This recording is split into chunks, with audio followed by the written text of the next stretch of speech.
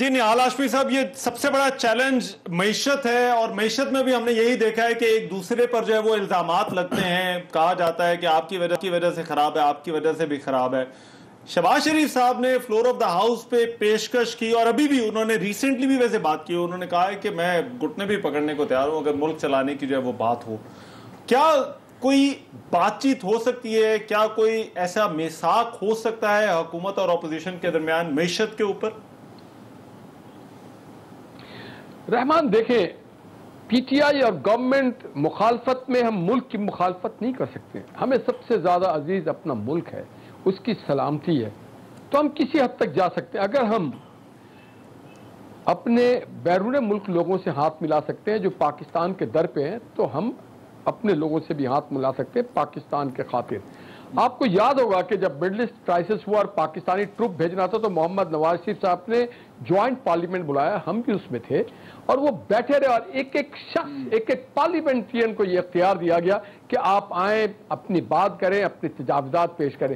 ہم نے، اور دیکھیں ابھی پلوشہ بی بی کہہ رہی تھی، اے پی ایس کا واقعہ ہوا، اس میں بھی سب کو ساتھ بلا کے بیٹھایا گیا اور کہا گیا کہ نہیں، یہ قومی سلامتی کا معاملہ ہے۔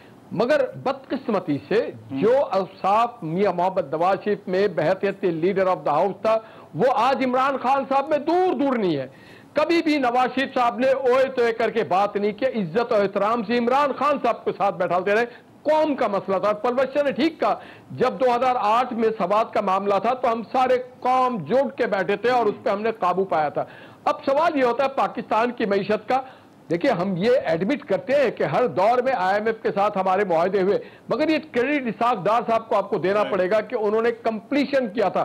کوئی بھی ایسا پروگرام نہیں تھا جو کمپلیٹ ہوا تھا ماں سوائے ڈار صاحب کے، اور اس کے بعد ہم نے آئی ایم ایف کو خداحافظ کہہ دیا۔ ہم نے کبھی نہیں کہا تھا کہ ہم خودکشی کر لیں گے، ہم نے کبھی نہیں کہا تھا کہ ہم کسی کے پاس کشکول لے کے نہیں جائیں گے، ہم نے کبھی نہیں کہا تھا کہ ہم قوم سے سچ اور جھوٹ کے، ہم نے کبھی نہیں کہا تھا کہ ہم یو ٹرن نہیں لیں گے۔ مگر آج حکمرانی کا فقدان ہے۔ آپ افغان ایشو کو دیکھیں، 60,000 ہمارے فوجی اور سویلین ملک کی سلامتی اور دفاع کے لیے قربان ہوئے۔ آج بھی بموں کے دھماکے ہو رہے ہیں، مگر ادراک نہیں۔ آج ہم بھیک مانگ رہے ہیں کس سے؟ آج ہم امریکہ سے شکایت کر رہے ہیں کہ آپ کا ڈائریکٹر ہم سے کیوں نہیں ملا، آج ہم سے بائیڈن کیوں نہیں مل رہا ہے۔ ہمارا کردار جو خارجہ کا تھا وہ ہم نے رد کر دیا، ہم نے پوری دنیا میں اپنے آپ کو سب سے زیادہ ورنیبل کر دیا، کیونکہ اگر ملک کی سلامتی مضبوط ہوتی ہے، انٹرنل طور پہ ہم مضبوط ہوتے ہیں، معاشی طور پہ مضبوط ہوتے ہیں، تو ہم اقتصادی طور پہ مضبوط ہوتے ہیں، تو ہم ایکسٹرنلی یہی سوچ کر کے میاں محمد نواز شریف نے سی پیک کرایا تھا، اکانومی لائی تھی۔ اصل معاملہ تو یہ ہے کہ کیا ابھی حکومت سے، کیا ہماری سیاسی جماعتیں یہ کر سکتی ہیں کہ اکٹھی بیٹھ جائیں اور جو معاشی اہداف ہیں یا ڈیولپمنٹ کے جو اہداف ہیں اس پر کوئی ایک معاہدہ کر لیں؟ کیونکہ ایسا لگتا ہے کہ یہاں پر ہر چیز جو ہے وہ کنٹروورشل ہو جاتی، چاہے وہ سی پیک ہو یا کوئی اور ڈیولپمنٹ کا بھی کام ہو تو وہ بھی کنٹروورشل ہو جاتا ہے، وہ بھی سیاسی ہو جاتا ہے، اور معیشت کے حوالے سے جو ساری ایک دوسرے پر الزام تراشی ہوتی ہے وہ بھی ہمارے سامنے ہے۔ تو سوال میرا یہ تھا کہ کیا بیٹھا جا سکتا ہے ابھی اس وقت یا نہیں؟ جو ہاں، سب سے پہلے ہم لعنت بھیجتے ہیں این آر او پہ، اور یہ این آر او دینے اور کہنے اور بولنے والوں پہ، جو دیکھیں ہم سے پہلے جن لوگوں نے قربانی دی تو پاکستان بن گیا، اور آج ہم کہیں کسی حد تک پہنچ گیا، سڑکیں بھی بن گئی، ایٹم بم بھی بن گیا، میزائل بھی بن گیا۔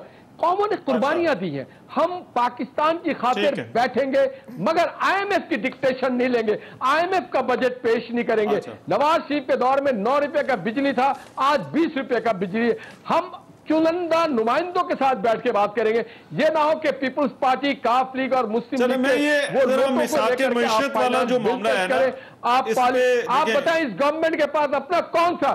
سارے کرپٹ ترین لوگ آج اس گورنمنٹ کے وزراء بنے بیٹھے ہیں۔ اسکیم پہ اسکیم ہے، کرپشن کے کرپشن ہے، کوئی بجلی چور، کوئی پانی چور، ایک منٹ دیجیے گا ذرا، ایک منٹ دیجیے گا، یہ ذرا میں واپس اس کے اوپر آ جاؤں، آٹا چور۔ ٹھیک ہے، میں اور عباس صاحب یہ میثاق معیشت والا میرے خیال ہے دونوں کا پلوشہ صاحب نے کہا بہت دیر کر دی آپ نے۔ اب اگر اس طرح کی جو ہے وہ حکومت کو بات کرتی بھی ہے تو ماحول وہ نہیں رہا، اور ماحول بنانا اگین سب سے پہلی ذمہ داری جو ہے وہ حکومت کی آتی ہے۔ اتنی جذباتی ہاشمی صاحب کی اسٹیٹمنٹ کے بعد دل تو میرا بھی کہہ رہا ہے کہ میں سیدھا بات چاہوں اس گارنٹی کے کہ پہلے مریم بی بی جو کہہ رہی ہے اپنی والد کے لیے مجھے گارنٹی دیں کہ جب وہ پاکستان اتریں گے تو ان کو مار دیا نہیں جائے گا, ان کی جان کو حاصل. جس شخص کے لیڈر ایسے ہوں کہ اپنی جان کی حفاظت بیٹھ کے اللہ کی بجائے ہم سے مانگ رہے ہوں, وہ اتنے بلند و باغ گفتگو ان کو کرنی ویسے بنتی نہیں ہے. لیکن میں مساک معیشت پہ آ جاتا ہوں. وہ یہ تھا کہ جب بجٹ ہم نے پیش کیا, ہاشمی صاحب لیٹ می فنش, ہاشمی صاحب میں نے آپ کی بات کوئی نہیں کی, آپ نے لعنت تو پتہ نہیں کیا کیا گفتگو کر دی, اتنے بزرگ سے اس طرح کی گفتگو عجیب سی لگ رہی, لیکن میں نے اچھا ایشو یہ ہے کہ جب بجٹ پیش کیا تو یہ ایکسپیکٹ کر رہے تھے کہ ہم 700 ارب کے ٹیکس لگائیں گے اور 4.5 روپے یونٹ بجلی کے اوپر ہم بجلی بڑھا دیں گے. وہ ہم نے نہیں کیا. ہم نے انڈائریکٹ ٹیکسیشن میں بھی اتنا کوئی زیادہ لیوریج نہیں لیا. آئی ایم ایف نے جو ہمیں پریشرائز کیا ہوا تھا وہ بھی نہیں لیا. تو ہم نے اس کے بعد یہ ہے آپ اپنی تجاویز دیں, اور تجاویز بہت ساری اچھی بھی تھی. فار ایگزامپل انہوں نے کہا کہ آپ نے پولٹری کے اوپر جو ٹیکس لگایا وہ مت لگائے, ہم نے وڈرا کر لیا. انہوں نے کہا آپ نے ڈیری فیڈ کے اوپر جو ٹیٹرا پیک ہے اس کے اوپر جو ٹیکس لگایا مت لگائیں کیونکہ اس سے بچوں کی غذا ڈسٹرب ہوتی, ہم نے وڈرا کر لیا. پازیٹیو چیز ہے, انہوں نے کہا جی ڈیٹرنس ہے, جو گرفتاری والا جو ڈیفالٹر ہے اس کے اوپر آپ ڈالیں, ہم نے کہا اس کو بھی ریویو کر لیتے ہیں. جہاں پازیٹیو چیز ہوگی گورنمنٹ کھلے, یہ ہے بساک اکانومی کے جو اہداف ہیں کیا ہماری سیاسی جماعتیں مل کر اکٹھے طے کر سکتی ہیں؟ ہم نے ان کے بغیر 4% ہم چاہتے ہیں ہمارے ساتھ اور اس پر ساری سیاسی جماعتیں جو ہے وہ ایگری کریں گی. آئی ایم ایف میں جانے کا شوق کس کو ہے؟ ہم کیوں جائیں گے انٹرنیشنل لینڈر کے پاس, اس کی ٹرمز اینڈ کنڈیشن پہ ہمارے ساتھ آئیں, مل کے کام کرتے ہیں, ٹیکس اکانومی بڑھاتے ہیں اپنے لوگ. اب دیکھیں پوری پاکستان میں اگر 30 لاکھ لوگ ٹیکس دیں گے 22 کروڑ میں سے تو ملک کیسے چلے گا؟ یہ نہیں چل سکتا. سو ٹیکس بیس بڑھانے کے لیے اپوزیشن ہمارے ساتھ آئے, ہم اس کو پازیٹیو ساتھ لے کے چلنا چاہتے ہیں. لیکن فار ایگزامپل اگر ہم فیٹف ہے یا آئی ایم ایف ہے یا کلبھوشن ہے, کسی انٹرنیشنل ایشوز پہ ان سے بات کریں گے, ہر بات کے اوپر یہ بات آ جاتی ہے کہ پہلے ہمیں جج کرنا شروع کر دیتے ہیں, ہیویلی اوپینینیٹڈ ہو جاتے ہیں. اب جو شہباز شریف صاحب نے اسٹیٹمنٹ دی ہے, ان کی اسٹیٹمنٹ کے اوپر ذرا غور سے دیکھ لیں کہ ایک طرف وہ اسٹیٹمنٹ دیتے ہیں, دوسری طرف ان کا جو اپنا جو یہ بجٹ میں ان کی جو اسپیچ رہے گی, کسی ایک اپوزیشن نے یہ نہیں کہا کہ آپ کا بجٹ بہترین ہے. انہوں نے کہا جی 10% نہیں 20% بڑھا دو. جی وہ 20% بڑھانے کے پیسے کہاں سے آئیں گے؟ آپ نے انڈائریکٹ ٹیکسیشن بڑھا دیے جی 400%. جی آپ یہ اگر انڈائریکٹ ٹیکسیشن بڑھایا تو پروونشل شیئر بھی تو بڑھا ہے. این ایف سی کا شیئر 2700 سے 3400 نہیں گیا سر, پی ایس ڈی پی 600 سے 900 ارب نہیں گیا سر, 260 ارب احساس پہ نہیں دے سر. سکوک بانڈ کی بھی بات ہو رہی ہے, گرین بانڈ کی بات ہو رہی ہے, پانڈا بانڈز کی بات ہو رہی ہے. اس کے لیے آپ کو اہداف سیٹ کرنا ہوں گے اگر آپ نے اس ملک کو جو ہے وہ چلانا ہے, کیونکہ یہ سب سے بڑا چیلنج ہے معیشت آنے والے 5 سالوں میں 10 سالوں میں.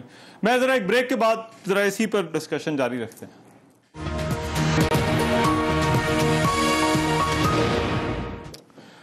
بریک کے بعد پروگرام میں ایک مرتبہ پھر سے خوش آمدید. وقت کا میں بحث کو سمیٹنا ہے. پلوش شاہ صاحبہ, کیا سیاسی جماعتیں بیٹھ سکتی ہیں اس چیز پر کہ اگلے آنے والے 10 سال میں کوئی معیشت کے اہداف, اس سے جڑی جو چیزیں ہیں ان پر فیصلہ کر لیں, اور پھر چاہے آگے جس کی بھی حکومت آئے وہ اس پر قائم رہے؟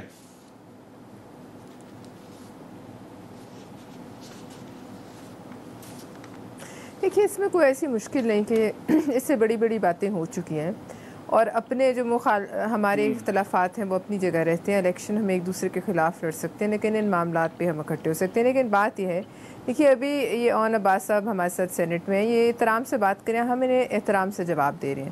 ان سے ہماری نہ عمران خان صاحب سے اور نہ کسی اور پولیٹیکل پارٹی سے کوئی کفر اور اسلام کی جنگ نہیں ہے. لیکن جب آپ ماحول میں اتنا زہر آلودگی اور اتنی جو بد زبانی ڈال دیں گے تو پھر ایک حد کے بعد دوسری طرف سے بھی ظاہر ہے اس کا جواب آئے گا. اب پتھر وہ مارے جو کہ خود پتھر کے گھر میں رہتا ہے. شیشے کے گھر میں بیٹھ کے پتھر مارنا اور لگاتار اور ایکسپیکٹ نہیں کرنا کہ واپس پتھر نہیں آئے گا, یہ نہیں ہو سکتا.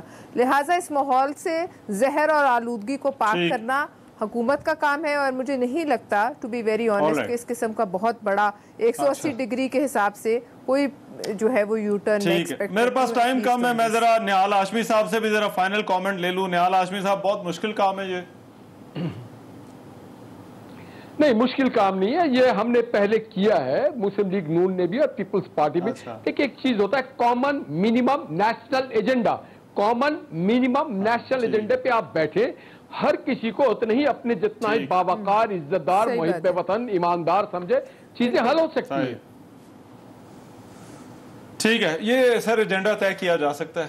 کیا جا سکتا ہے. ایکچولی آپ تھوڑا ہماری پوزیشن کو بھی سمجھیں. ہم گورنمنٹ میں ہیں اور ہم آئے اکاؤنٹیبلٹی کے نعرے کے اوپر. اب اکاؤنٹیبلٹی جب کرنے جاتے ہیں اپوزیشن کے تمام لیڈران پہ کہیں نہ کہیں کرپشن کے کیسز آ جائیں گے. جب ان کو سیٹل کرنا شروع کر دیتے ہیں وہاں پھر سیٹنگ ہونا مشکل ہے.